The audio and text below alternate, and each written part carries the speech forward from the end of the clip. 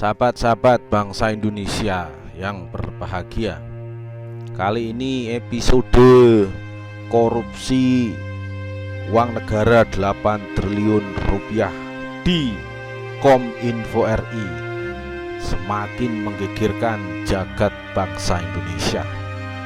Uang 8 triliun ini sebenarnya sangat-sangat bermanfaat bagi rakyat kecil di Nusantara, apalagi bagi mereka warga Indonesia yang sedang menempuh studi, sedang belajar. Uang 8 triliun rupiah ini bisa mengangkat derajat ribuan anak Indonesia agar mereka bisa belajar dengan tuntas mulai dasar sampai yang tertinggi. Tapi sayangnya uang 8 triliun rupiah ini menjadi bancaan para elit politik yang mana mereka menyiapkan uang 8 triliun rupiah itu untuk pemilu 2024. Ini jelas-jelas pelanggaran berat yang dilakukan oleh politik. Rakyat Indonesia harus melawan. 8 triliun rupiah ini adalah hak rakyat Indonesia. Karena itu rakyat Indonesia adalah mayoritas umat Islam.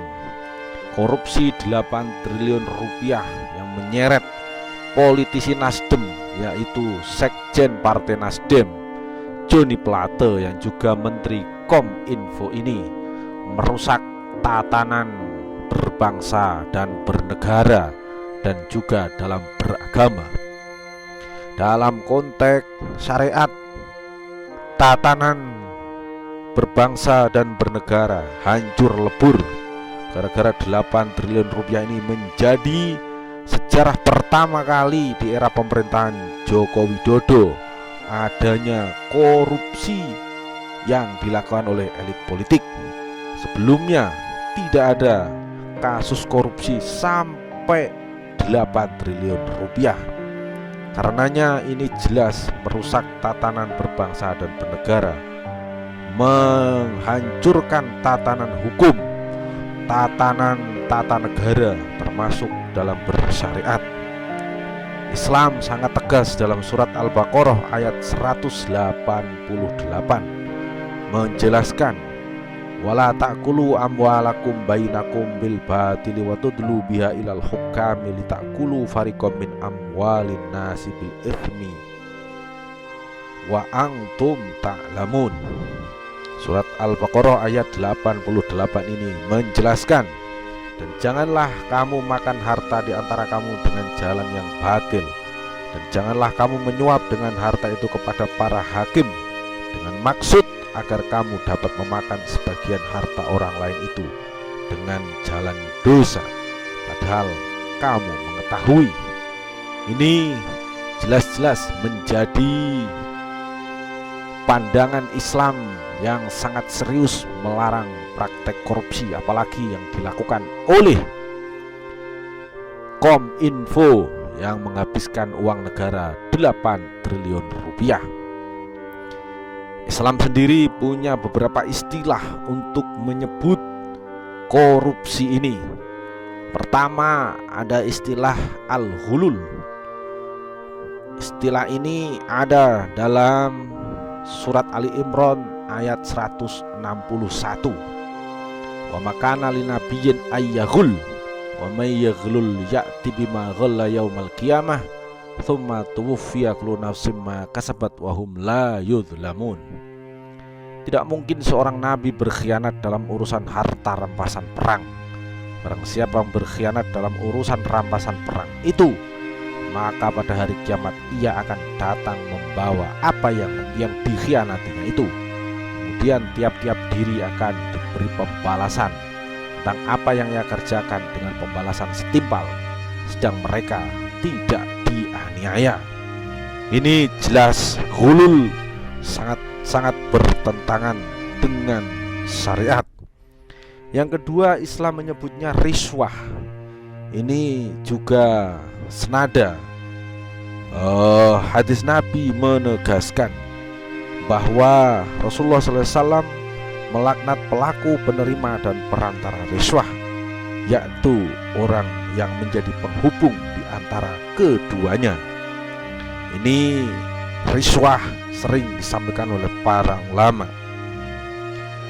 Istilah-istilah lain juga ada seperti as-sukhtu, al-ghasab, as-sariqah.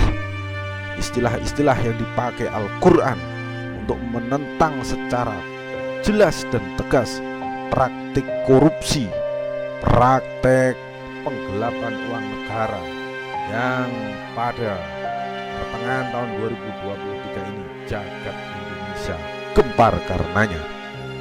Sendi-sendi syariat hancur dikarenakan faktor 8 triliun rupiah dihabiskan oleh kaum elit politik yang tertera tentu saja adalah Partai Nasdem.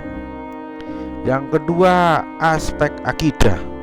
Dalam Islam, akidah umat Islam sangat tegas meyakini bahwa Allah Subhanahu wa Ta'ala adalah pencipta. Maka semua umat Islam wajib dan harus punya keyakinan ia hanya takut kepada Allah Subhanahu wa Ta'ala.